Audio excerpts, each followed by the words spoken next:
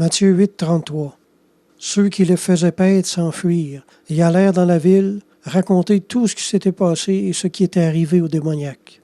Personnellement, je trouve que c'est l'un des passages les plus tristes de l'Écriture. Quelqu'un est témoin d'un miracle, il en témoigne à ses propres voisins dans la foi, et ceux-ci, au lieu de croire avec eux et se réjouir, s'endurcissent et prennent position contre le miracle et contre les gens que Dieu a utilisés.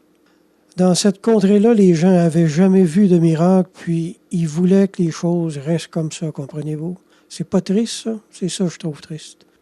Ces gens-là auraient pu voir un grand réveil spirituel dans leur région s'ils avaient laissé Jésus continuer le ministère qui venait de commencer parmi eux.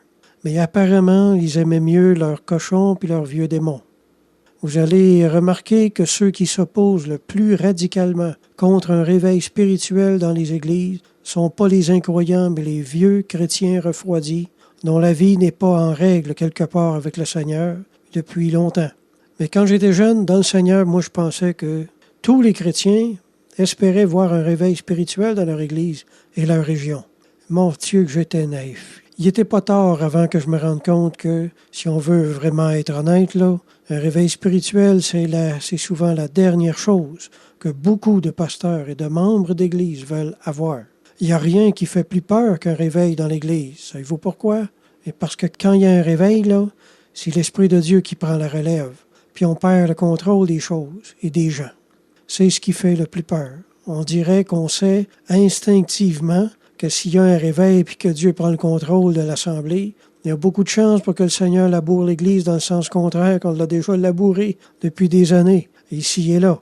Puis on n'aime pas se faire dire qu'on a eu tort, même si c'est le Seigneur qui nous le dit. De quoi on aurait l'air devant l'Assemblée si le Seigneur se mettait à faire des choses qui vont à l'encontre de notre enseignement. On ne veut pas passer pour des idiots, alors on se met à persécuter les personnes qui ont l'esprit du réveil jusqu'à ce qu'ils deviennent tellement tristes qu'ils décident de partir de l'Église. Alors l'Église redevient le beau cimetière blanchi qu'elle était avant, puis on est bien content que ça se termine comme ça. Ça, c'est triste. Frères et sœurs, chaque année de par le monde, il y a des milliers de réveils qui n'ont pas lieu par notre faute. Au nom du Seigneur, je vous supplie, ne soyez pas de ceux qui, par entêtement ou par orgueil, mettent des bâtons dans les roues du Seigneur.